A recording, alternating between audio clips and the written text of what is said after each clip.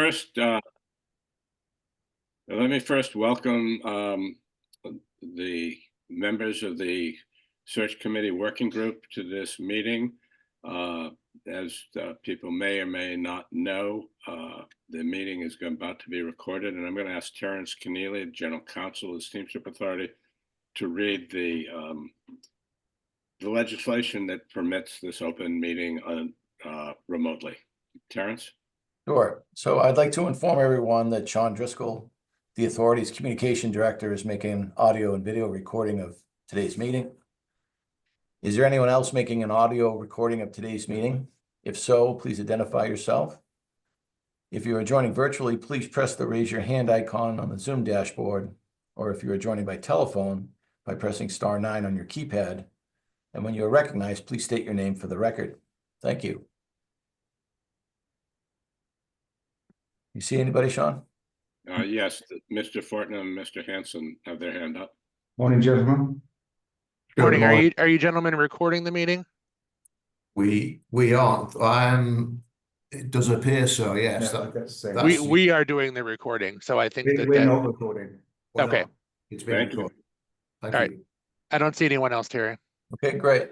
So then continuing on about remote participation, pursuant to Section 20 of Chapter 20 of the Acts of 2021 as amended, Search Committee members are participating remotely in today's meeting because their physical attendances today would be unreasonably difficult.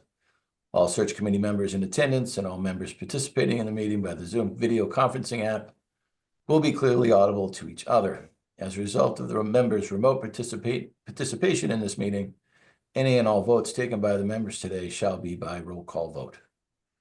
And I'll turn it back to Jim. Thank you very much. You're welcome. Mr. Fortnum, Mr. Hanson, welcome. This is the Steamship Authority's working group. We are selecting a placement agency to help us with the general manager search. And the members of this committee are myself. I'm the board member from Martha's Vineyard. Robert Jones here, who is the board member from the town of Barnstable. Nat Lowell, who is a member of the Port Council from Nantucket, and Rob Munir, who is a member of the Port Council from the town of Falmouth. So the four of us comprise this group. We have a number of questions that we'd like to ask you. And at the same time, at any point, should you wish to ask questions, please feel free to do so. We want to have a fairly in-depth understanding of your firm so that we can make an appropriate and knowledgeable decision when we select a firm. For your information, we are talking to 4 firms. You're the third that we'll speak with. We'll speak with another one today, and we hope to make a decision very quickly, hopefully by next week. All understood. Thank you, James, and thank you, gentlemen, for your time. Pleasure. We're going to go in around to do this. Mr. Jones, would you like to start the questions? Certainly. Good morning. Welcome aboard. Thank you for joining us. This question will be requesting, information on your executive search experience. And can you summarize your experience conducting executive searches of a nature similar to this search? Have you conducted executive searches for positions that are public facing? And to that end, I will define it a little bit. The Commonwealth of Massachusetts requires us to do all business in public. And as we are doing, right now, we will remain in public until we find a search firm who has produced candidates. And once the candidates come and we're vetting the candidates, that will be all done in executive session. We will keep their confidentiality, and that shouldn't go beyond, that interview. Once we select the final candidate or candidates, at that point, we'll go back into executive session. And you should know that for the confidentiality of your the candidates you bring forth, that'll be what it'll be. So that the third part of that question is, how will you recruit and assess candidates that understand the importance of customer service in a complex setting like the Steamship Authority? So I will hand it to you. Yeah, public facing. Thank you very much, Robert, for the question. So in terms of broader executive search experience, which I think frames the first part of your question, my background, I left the Royal Navy in 2012 and I worked for a year and a half in the City of London for an executive search firm, which was effectively when I learned the process. It was a niche boutique firm. We worked only with high-end C-suite level candidates. It was a very tough learning curve. We worked cross-sector at that point. So although my background had been 20 years maritime, I then got really great exposure to executive search more broadly. I went back and worked for the firm again a couple of years ago. And then when we set up Stonefort Marine Talent, I brought a lot of those lessons into Stonefort Marine Talent. And we combined what is in many ways quite a rarefied business, which is executive search, with some very practical approaches. So we can expand on those if you'd like at a later date. But what we've brought together is a process that is very robust. Come back to that to answer your question 3. In terms of the public facing, I don't think we've interviewed in a public forum, Mark, but we have done quite a few public facing roles that are quite analogous. I think some Port Authority ones that we can talk about. Do you want to talk about one of those in particular? Yeah, sure. So Mark says we haven't actually had a public interview in this type of environment prior to this point. But we recently conducted a very successful search for a regional director for Associated British Ports up on the northeast of England, and with not quite the same regulatory interaction as the general manager for the Steamship Authority, but certainly significant interaction with local government and also accountability for representation in national government level at the government members of parliament with respect to projects that are taking place in the UK at the moment. So that was a fairly recent experience in the public facing hiring. We're also currently conducting a search for a chief operating officer in Singapore. That's not public facing, but that's a private company and so highly confidential.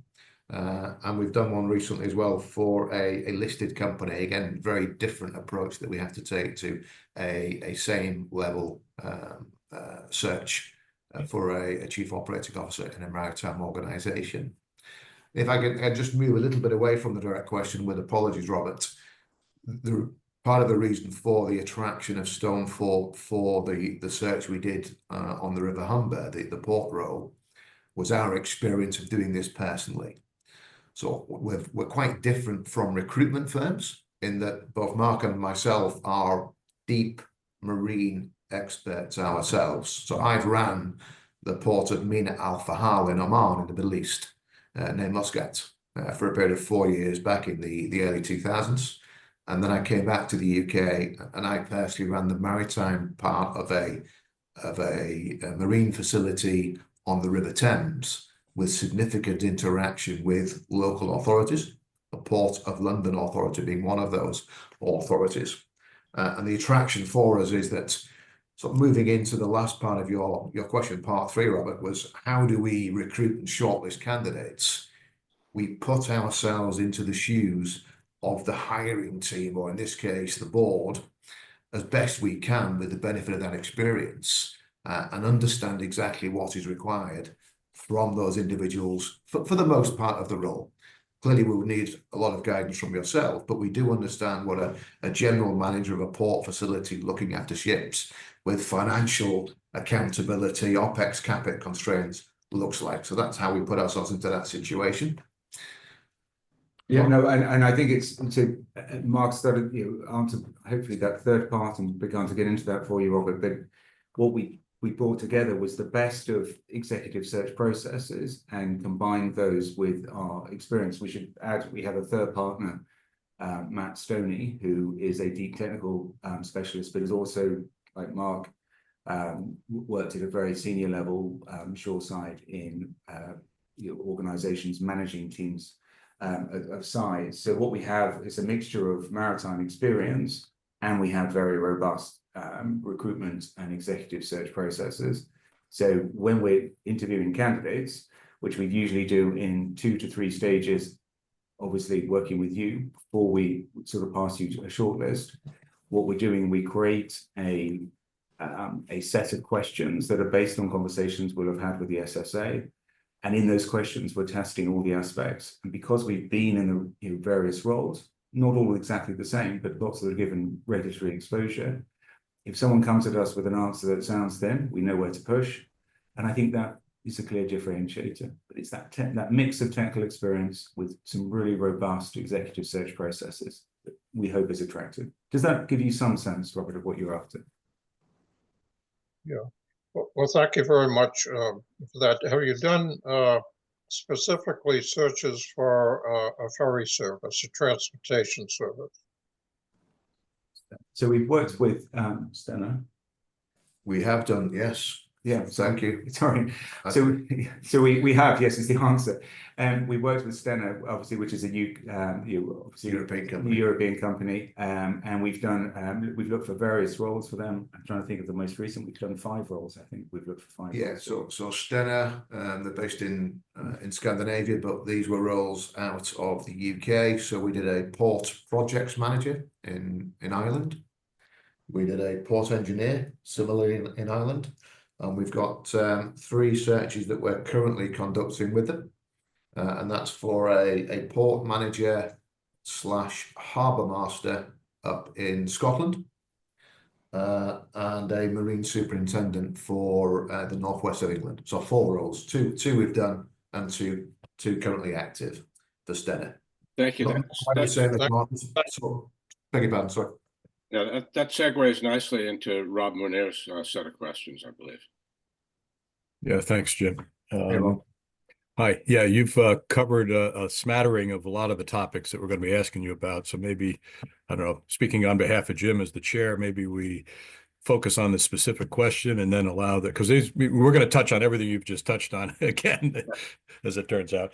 And my questions are really sort of taking a tier down from Bob's questions, which was about general executive search, and mine is more specific to maritime, the maritime space. And you've obviously addressed some of that. So maybe I'll vamp a little bit on that question. I guess one of the things that obviously will be important to us is, we're based in the Northeast of the U.S. and, your skills or your experience placing people in executive maritime positions that would, fit into the U.S. Market and in particular our particular position. Sorry, Rob, what was the question? Could I please just ask the question? So is it you'd like to know a bit more about our US placement in the maritime space? Yeah, I mean, my tier one below Bob was maritime experience. You've Right. obviously just touched on a bunch with your Stena work, the other positions. All of those sound very interesting, but they're all not in the U.S. What is your U.S. experience in the maritime space? Okay, thank you for that, Rob. So more broadly, if I may go more broadly, both myself and Matt Stoney, the other partner who's not on the call today, have run the same commercial operations team previously, which had members in California, Chicago, and Houston. I had accountability up until 3 years ago in a not a non-recruitment, but in an operational sense for BP Shipping, where I was the vice president of technical and vetting for BP Shipping, with members again in similar locations around the US, also up into the north, into Alaska. I've conducted or been part of drills in Washington and in Alaska. And I've hired 4 individuals in all of those locations. So that's the US West Coast, Chicago, and Houston. And also been accountable for approval of individuals into those key safety and operational roles, which is one of my accountabilities in my former job at BP. And Mark has also led teams. I'll let Mark talk about that. Yeah. So I've worked, so again, like Mark, I was a fleet technical manager for a fleet of oil and product tankers. I managed a team in Houston. I've also worked closely with the US Coast Guard in various drills around the US. I was in the Navy for 20 years. I worked with the US Navy and US Armed Forces more broadly. Again, I know these aren't answering your questions directly, but this is through the lens that we come at recruitment from an experienced operator point of view. And that gives us, I think, a really interesting perspective when we're having these conversations. So in terms of the regulations, in terms of working in and out of US ports, not with ferries, that's fair, but in terms of working with US Coast Guard and understanding US regulations, I think we have a good understanding. We just haven't hired into a US role. We're going to be very transparent on that. So if you were to make just a broad general assessment of the market in the US for this position, could you kind of opine on that? Would you like to know about, in terms of how many people we think would be good for the position, or are you thinking about in terms of a salary level? What are you looking for? I think all of the above, just a general feeling of what, in other words, are we going to find 30 people? Are we going to find 10 people? Are we going to find 2 people? What is your take on this position as a market? And obviously, we're conducting notionally a global search, but ideally the person would come out of the US, not a requirement, but if a rock star comes out of some other place, that's certainly a consideration. But I think our going in position is that we ought to be able to find somebody in the US. My question to you is, how doable is that in the current market? It's going to be a real challenge, right? Let's not try and deceive one another here. It's going to be a real challenge. We're certainly up for that challenge. We have a very strong network of close friends and former colleagues in the US, people who are actively working in the US now. We've got a good friend and colleague in Miami running a business out there, a marine business in Alaska. We've got good friends and colleagues that are ex-US academy that are in the UK that are former colleagues of ours. So we'll be tapping into all of our networks, including those that used to work for us. However, the global picture for these type of skills is very, very tight. When we do the executive searches now for the 2 roles that I mentioned, the 2 chief operating officer roles, we've been at one of them for 6 months. And the company that we are supporting are being very realistic with our up to 12-month timescale for the right person for this type of unicorn role. It's a very specific role in Singapore. So the market is quite tight, but we would not put our name forward for this if we weren't confident that we'll be able to find somebody with our very strong networks.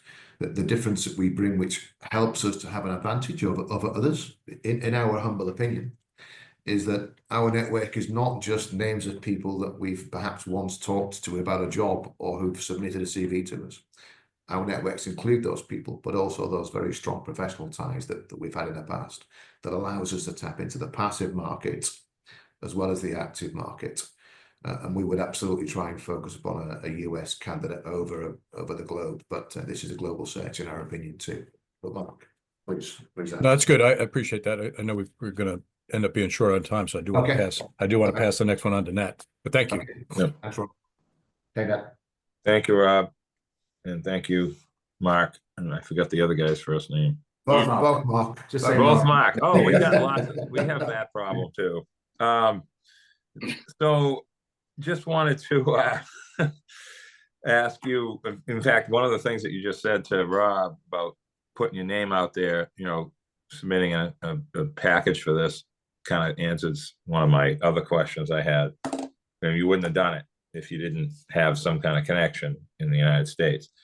So what is your perception in your mind of the challenges facing the Steamship Authority today? So we've done some research, I'm sure. We've done a lot of research, and I think in terms of the original proposal that we put forward, we tried to capture some of that. So we put things into a number of boxes. So you've got some technical challenges, you've got some community relations challenges, There are some commercial challenges, big decisions to be made.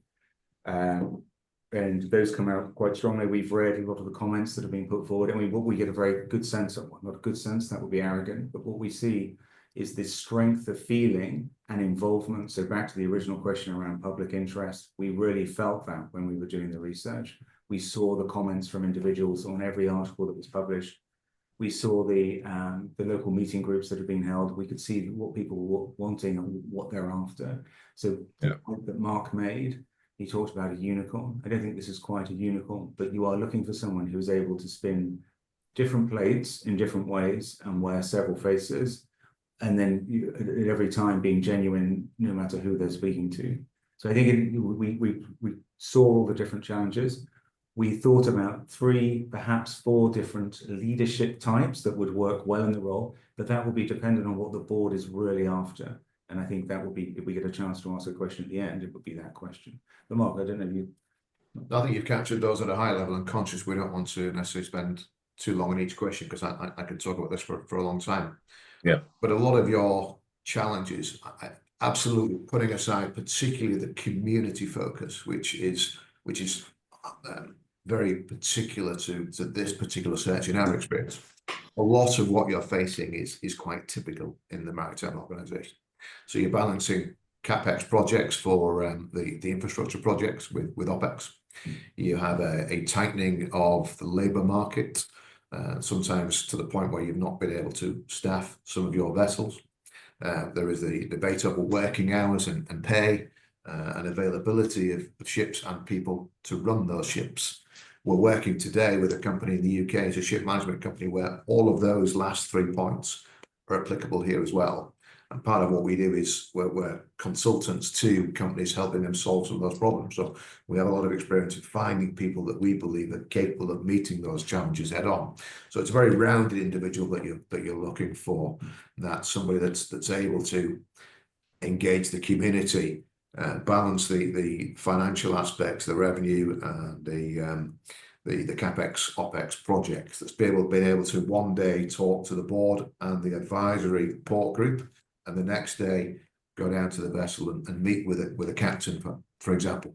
Also have potentially evening exposure and be able to be cognizant of those conversations. So it's a very well-rounded individual, proactive in their management style. A good analysis. Excellent analysis. Okay, that's good. No, that was actually pretty good answer. So how would you tailor the search to attract good candidates that will face these challenges or understand them? As the challenges we have, you've kind of mentioned a few. I'll throw in a few more. The seasonality of the business, of the operation, and the 2 different ports are polar opposites. You have one port that is essentially, a transit system, in the sense of the number of trips, the shorter distance, how they use this boats for travel is different than over here.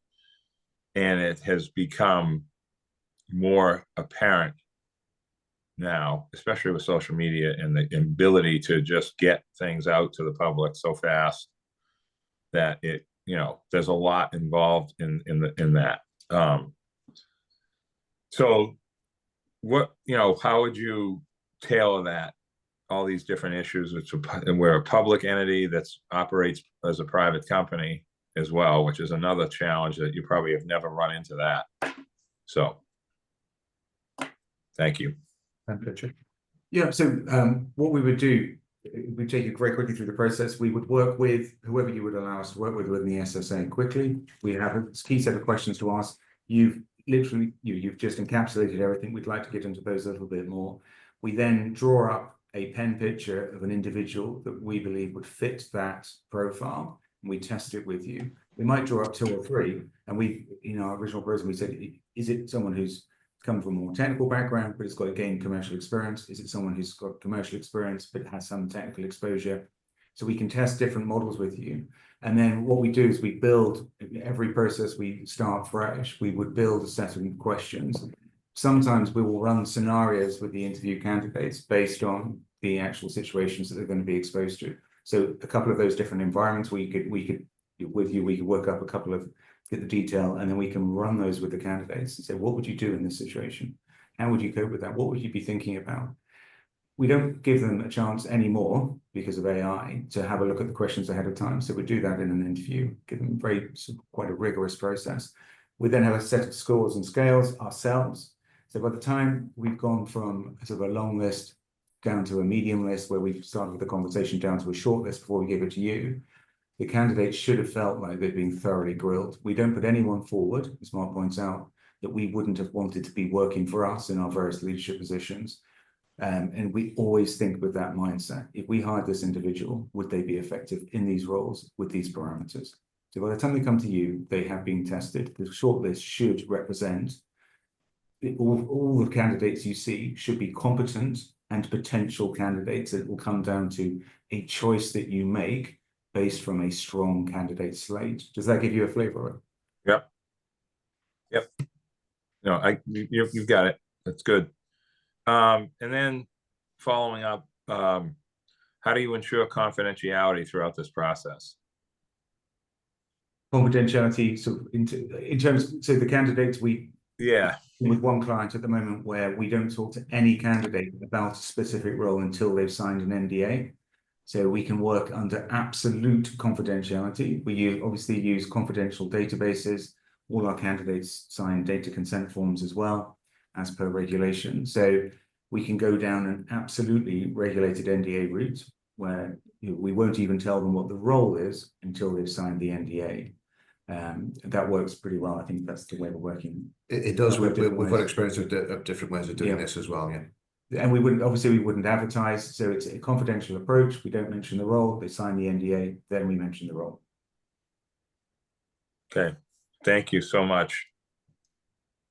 I'm not sure who's next. That's me. Thank you. Okay, Tim, sorry. Okay, Mark and Mark, thank you for so far. This is very helpful to us. We want to talk a little bit about the job description that you've seen for this role. And I want to flavor this in terms of your view of the job description. What do you think might be necessary for us to change or improve the job description for this search, given your understanding of what the SSA needs and what you would think the key attributes of a good candidate are, specifically because what we're looking for is someone from the outside into an existing organization, someone who can manage significant change, not only in culture, but in business practices. We've got IT issues that need to be addressed that are significant. We have community relation and communication issues that are significant. And given that sort of mix of stuff, as well as the fact that Mr. Jones referred to, all of this is done under the glare of the public eye. What do you feel that we should do or should consider in terms of giving you the ability to successfully find us the right candidate?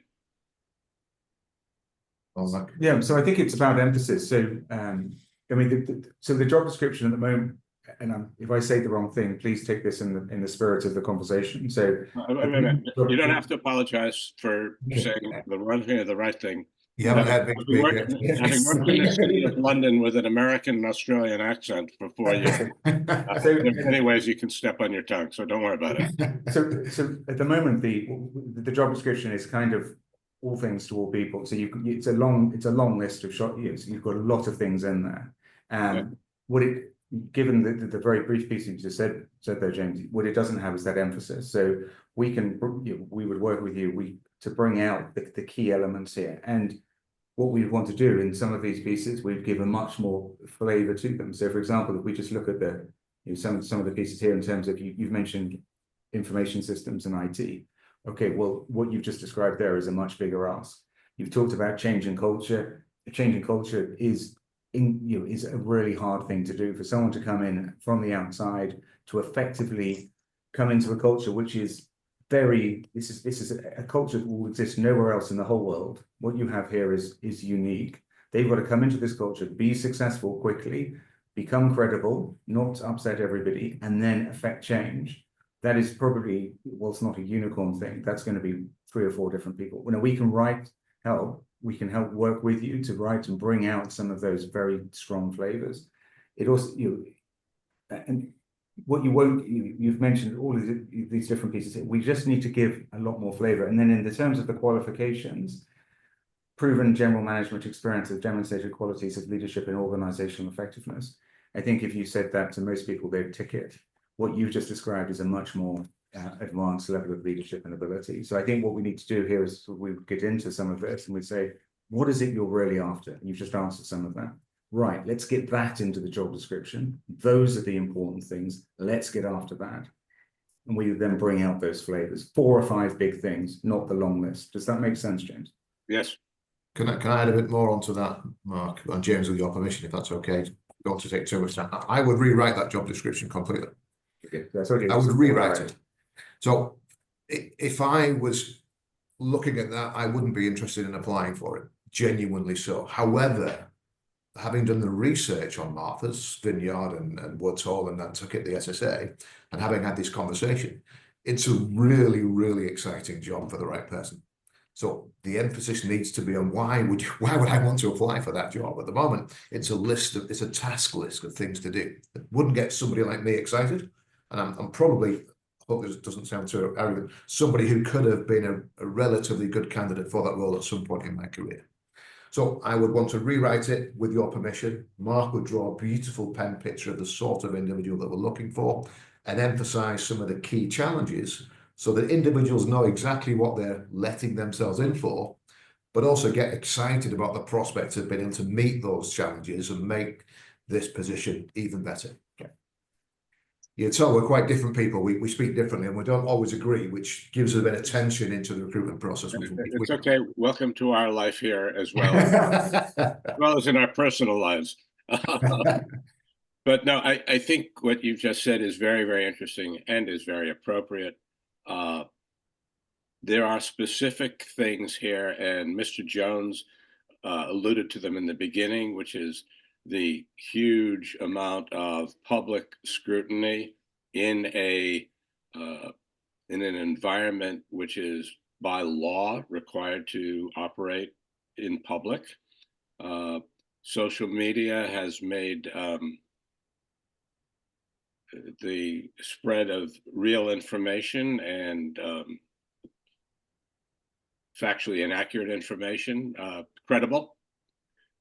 It's this candidate, the successful candidate, will have to be able to navigate all of those things while running a business. And there is a question in my mind as to whether these sometimes conflicting elements will preclude qualified candidates for even considering the job versus a straightforward general manager job where I report to a board of directors, and if I do what they want, we go onward, and perhaps annually at a shareholders meeting, we'll take questions from the shareholders. But other than that, we just get our business done. So it's a different kind of character here.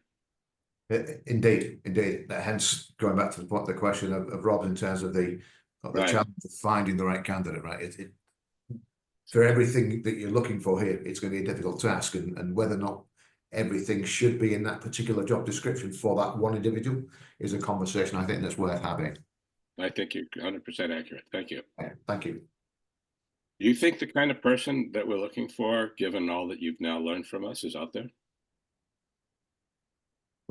So being very open. So I think that the candidate we're looking, so from someone from a very technical background, and one of our 3 general managers of Stonefort Marine Talent is very technical, but he's very competent at speaking more broadly. It is harder to find someone from a very technical background who's got some of those skills you were just talking about, James. The diplomacy and the public speaking. Yeah, the public speaking and so on. But they're not impossible to find. And I think so social media is one thing, and obviously I think it would be fair to say we wouldn't want this individual to be sitting on social media all the time. Hopefully there's a different way of doing that. What you do want is someone who, when they talk to a member of the community, when they say something, they say it, and they say it with feeling.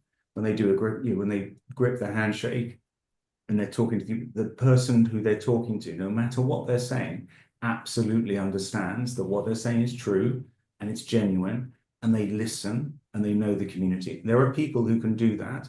I'm not talking about politicians. I'm talking about someone here who's an operator, someone who leads and whose people have been working and following them for the whole of their careers because they are compelling, charismatic, those kind of things. Those people exist. Not always from a technical background, but they do exist. So I think they're out there. It is a challenging role, but there are people who get excited by that. So in answer to your question, there are people who enjoy the community relations. That's what they want, and they get energized by it. So I think we can find that kind of person. Okay, but to your point, we're not just looking for a politician. We're looking for No. someone who has the ability to run a complicated organization with many moving parts, disparate groups of employees, and in the glare of the public spotlight at the same time. So thank you for that. Over to you, Mr. Jones.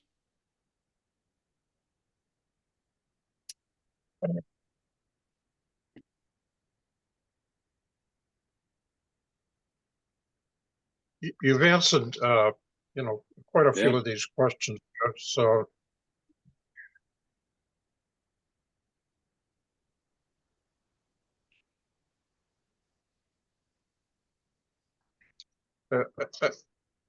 I don't necessarily have something that hasn't been brought up here.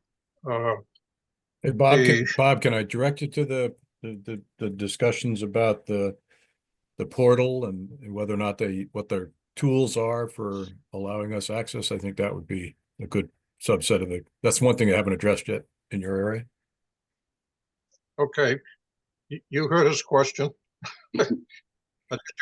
Will you Just trying to be helpful, Bob. No, that's all right. I'm looking over these things, and we've touched on, just about every one of them in some fashion. Yes, once we start the search, how will you keep us abreast of, where you are and your future? And will you have some sort of a portal that we can enter and learn, about the candidates, et cetera, et cetera? How will you disseminate that information out to us? We can work at a rhythm that suits you, Robert. So if you were to say to us, we want to be kept up to date every week, then we would keep you up to date every week. Now, we don't have a portal. It doesn't mean that we couldn't, but we don't at the moment. Normally what we would do is if you said, I want an update weekly, we would provide you with that. So in the early days, it would be, these are the kind of people that we're looking at. These are the people we're talking to. We might say to you, we come across any what we think might be red lines. We test those with you. And we would usually write to you a full update once a week. If you wanted us, we might have some questions. Normally we'd have a point of contact we would be working with, and we'd say, we've got a couple of questions. As we move further through the process, we might get to the point where we've got some pen pictures. So what we usually do is we prepare comprehensive pen pictures on all the candidates that might be of interest, and we'll share those with you. We would ask that we do a sort of medium list drawdown at some point where we'd say, this is the kind of people we've been talking to. We've discounted this group for these reasons. I hope you understand. If you disagree, then please do say. These are the people who are still in the mix. Here's their pen pictures. And then when we get to the shortlist, we would give you the shortlist. Usually we set up in a way that you get a sense of the difference of the candidates. So they can all do the job, but they're all going to do it in a different way because no two people are the same. And there you get a very comprehensive pen picture about each of the individuals, as well as their CV. Because the CV is the way they talk about themselves. The pen picture is the way that we talk about them. What that isn't is a live, you can look any second of the day, but it is weekly if you want it to be weekly. Does that give you a sense, Mark? Is anything else on that? Yeah, just to build on that. So one thing we've alluded to is the difference that we bring to this industry. So the reason we formed the business was our frustration as people sat in your position, and also people sat in our position as candidates with some of the maritime recruitment companies. That's not to criticize, but that's why we formed this business. So what we don't do is look at a CV and forward it immediately onto you guys to have a look at, unless you wanted us to. Our offer is very different in that we will collect and collate a number of CVs. Then we will use our experience to deep dive. We're not looking at AI and keywords here or a list of qualifications to tick boxes and then forward them to you to review. We will use our experience to have a good look at that CV, to understand the person behind that CV. Then we would interview. Only after we've had that initial chat and then a subsequent second interview, when we felt that we were in the right place with the candidate, would we offer them to you. Of course, we can be guided by your preferences, but that's the way that we prefer to work, that we take out an awful lot of that work up front from the system so that you don't have to do that. And we'll keep you advised all the way. Let me expand on that just a little bit. Yes, please. During this process, if we, negotiate an engagement here, I'll be looking for any firm to help guide us along and, correct any mistakes we may be making. You mentioned about rewriting, a portion of, job descriptions and things like that. We'll be looking for that type of guidance. You people are the professionals. We're not. I've only been engaged in one of these before. In the 23 years I've been with the authority. And so I will be looking for, your recommendations of where we should back off, where we should accelerate, your guidance, that's all, period. We'll certainly do that, Robert, and we'll offer up recommendations, guidance. You can tell us whether you agree, disagree, approve or not, but we'll certainly recommend. That's the way we prefer to work, and take some of that burden off you, but also use our genuine expertise in these areas to provide that service that perhaps isn't there in some other firms. Yeah, thank you. Who's next? I am. So Sure. Did you want to, sorry, did you feel we've addressed the rubric that they might be using for vetting candidates sufficiently? Rob, are you comfortable with that?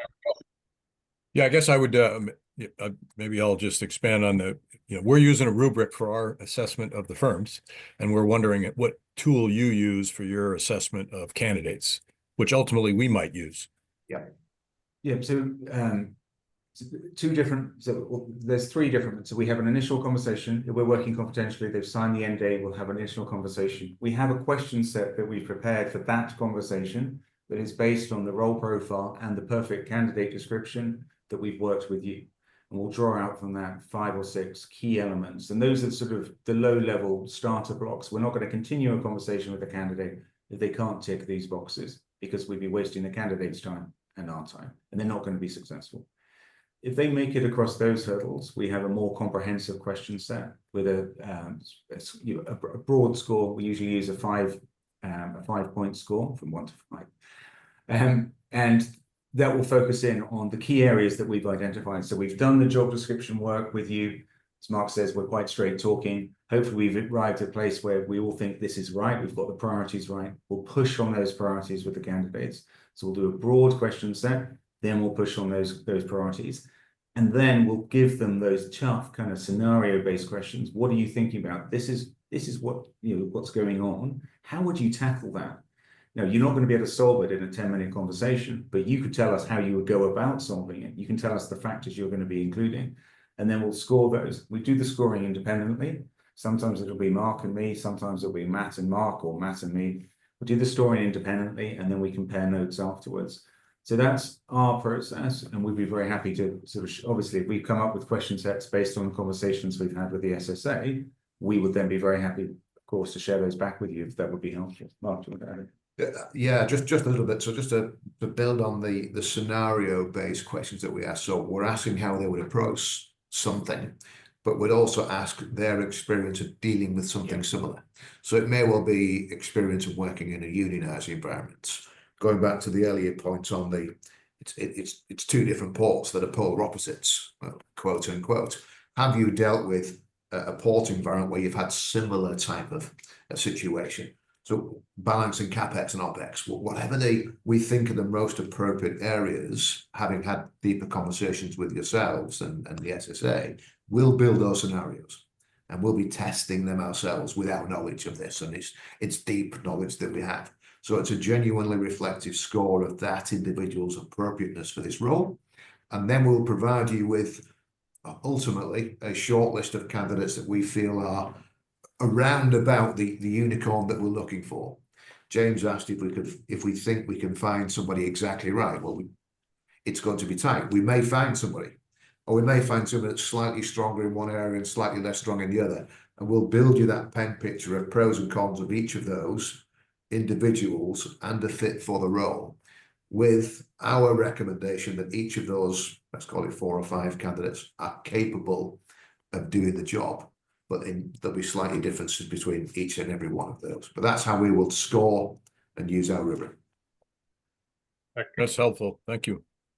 So sort of segueing to the next question, which is, and just as an anecdote to ask you for an anecdote, my experience with searches, successful ones, is the recruiters are able to attract candidates that we would think would not be attractable, because we just think they're out of reach. They're, oh, never would have thought that person might be interested. And I guess my question for you is, can you, the chemistry that you establish, how do you do that? And do you have an anecdote or two of a case like that where you've been able to attract somebody to a position using your professional, recruiting skills for somebody that maybe wouldn't otherwise have been somebody you might have thought would be interested? Yeah, good. I'll give you 2 examples. So one, the out of reach candidates, and how do we do that? So the hire that we did for Associated British Ports in the UK back end of last year was somebody who wasn't looking for the role, an individual that was based in London working for London Port Authority, and we persuaded him to go for the role. And we did that through we wrote the job description for Associated British Ports, back to the rewriting of the job description. We wrote that with their agreement. So we were ourselves extremely passionate about the job. I went to visit the port facilities and did a tour of the 3 docks within the responsibilities of that position. I'm not suggesting I necessarily come out to Nantucket, although I would thoroughly enjoy that, I'm sure. But whether there's a virtual tour or something that gives us an insight and a deep understanding of the role, we can then help sell that to the individual. And in this case, we sold that. And we took that passion of the role and our passion of the individual that we found, who in this particular case was slightly more expensive than the authority wanted to pay, but was a really good fit. So there's one example. About 12 months ago, we did a search for a legal firm. They were looking for a marine manager. And we found somebody who, again, wasn't somebody that they were looking for. The hiring manager wanted somebody who looked, it was a him in this case, wasn't a her, but it was a him. They wanted someone who looked just like him, 60 years of age, very experienced, ready to go, no need for any upskilling. Actually, we brought somebody in that was 35, that needed a little bit of help and support, but is now, 1 year later, a very successful hire for this company, who have somebody who they weren't looking for, but that's got an awful lot of runway ahead of them. So at both ends of the scale, we'll do that. And we do that through our excitement and passion for the role, but also our understanding of the candidates. If one is a professional recruiter, one doesn't always truly understand the individual in maritime, be it an ex-seafarer or a commercial manager within the maritime field, or somebody who's been in ports all of their life. Whereas we have that distinct advantage of being able to understand the individual and the role and marry the two together. And to be frank, Rob, if we don't think the individual is the right person for the role, we wouldn't put them forward in the first place. Mark, have I missed anything? No, I just want to be really corny for a second and say we're also really passionate about maritime generally. And so our enthusiasm for just all things maritime is quite infectious. So when sometimes we talk to people and we just say it's a great job, it is a really great job. We just try. As Mark said, we wouldn't persuade someone who we didn't think could do it. But sometimes that just general passion and a shared experience can be very good at bringing people along. Yeah, thanks for that. maybe just one thing you made a reference to this, the salary situation in that one anecdote. Yes. I can anticipate we could be in that same scenario. We don't have much flexibility. Can we still find Absolutely. that? Because I think what it comes down to is somebody has to really want this job more than it's a major financial opportunity. Absolutely, Rob. No, thank you. And we are, from a research, aware of some of the financial challenges. So, of course, Okay. we would not be going anywhere near somebody who we couldn't afford, and we wouldn't talk about salary until such time as we'd liaise with the appropriate person in the authority. Okay. Well, thanks for that. I'm going to pass it off to Nat. Thank you.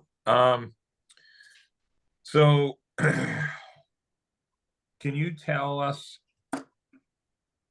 of a successful search story? I mean, you guys have said a lot on your own today. As Rob just indicated, you've answered some questions without being asked the questions, which is great. I like that kind of thing. And it's helpful for us, actually. So can you give us any stories of successful search that would be relevant to this particular one? I mean, you may have already actually done that already. I may have missed it, but so that's my question. And you could, if you have, you could tell us of an unsuccessful search too, as well. We can do that. Yes, we can. We can do both. I mean, all search firms have unsuccessful searches, so yeah. At various points. And I would say, so I think in terms of the successful searches, the one that Mark has already mentioned, so this was the Associated British Boards, so it's a large Closest fit, isn't it? Yeah, it's the closest fit, but also working with Stena. I would say that it's also worth thinking about a couple of the roles where we've been looking at more senior roles. So we're working at the moment at the COO level. We do a lot of work in terms of leadership. We haven't talked about that more broadly. We've talked a little bit about it in this context. We do a lot of work with companies on leadership. So in some of the more successful searches we've done, we've made a particular, when we've been doing the testing, we often test people on their leadership skills. So with the ABP search, to give that a bit more flavor and bring out a different aspect of it, we were looking specifically at an individual's ability to come in and lead very complex riverine and port authority situation. How could they work with, I think it must have been 17 different groups, or something like that. Yeah, a lot of them, some of them quite militant in terms of they've been there for years on very tough contracts. So that was an example of a search where we were looking for a very specific kind of leadership, someone who could lead almost every type of person. Because we work with a lot of organizations on leadership, they gave us a great in on that aspect. In terms of the unsuccessful roles, where it has been more difficult, being very honest with you, is where we haven't had that opportunity.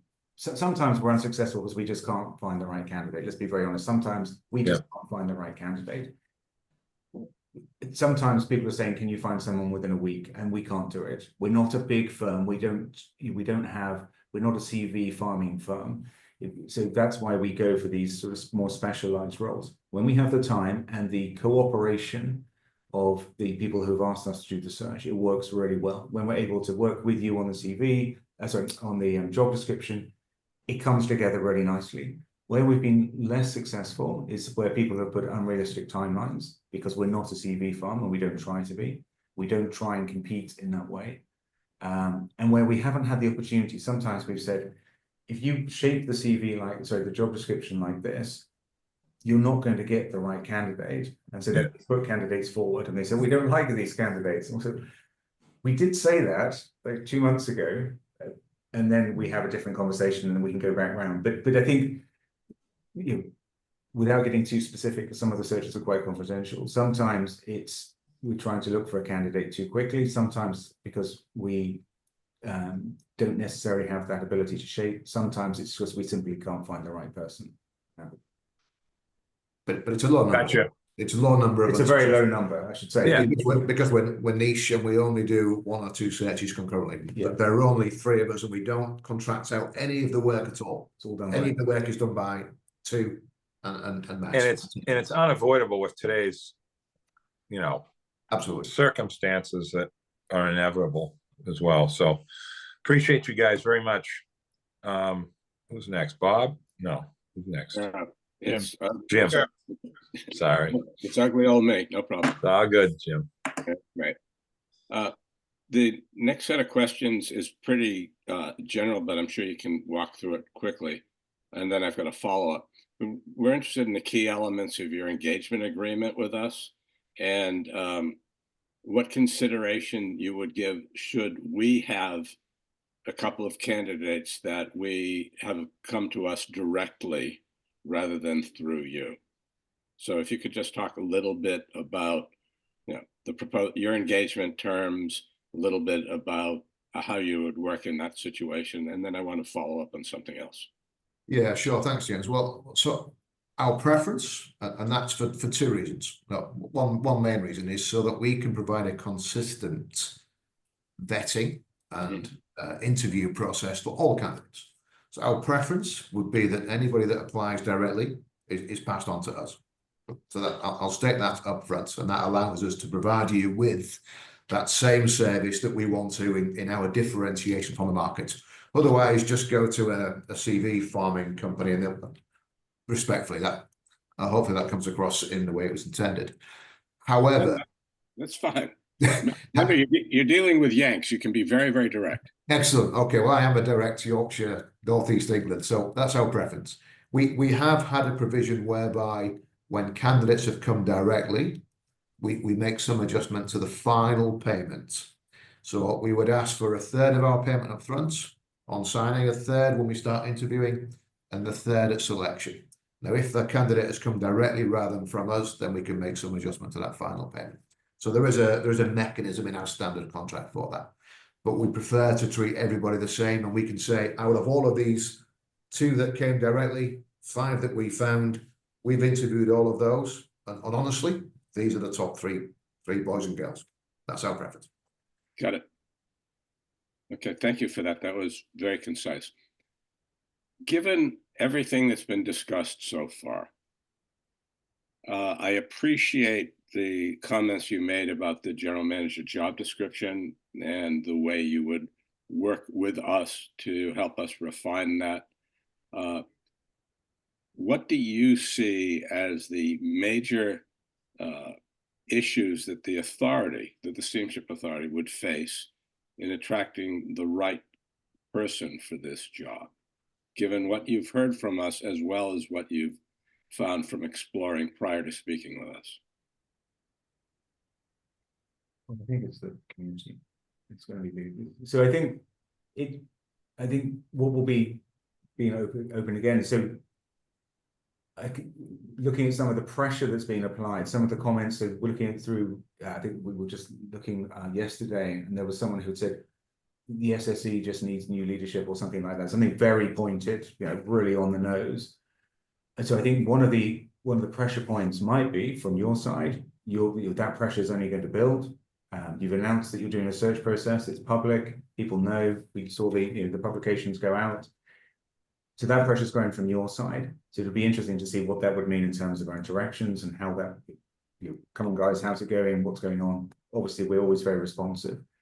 I think that it's you put your finger on it earlier when you were talking about that community pressure. So we've got to talk to an individual who not only has to solve some of the problems you've outlined, but then has to do it within this community. So I think that is going to be that, not necessarily to put people off, but finding someone with that mix, that's going to be the key piece. All of the bits are going to be important. That's going to be like the capping piece on top. That would be my view. I agree with that. Also, we may find the right person that ticks all the boxes. We'll do the scoring mechanism should it be us. We may find the right person, but it's which elements are you prepared to let go of if we can't get somebody who ticks every single box? So that's another consideration as well. The salary, we've had an initial conversation with Janice about what that salary may look like.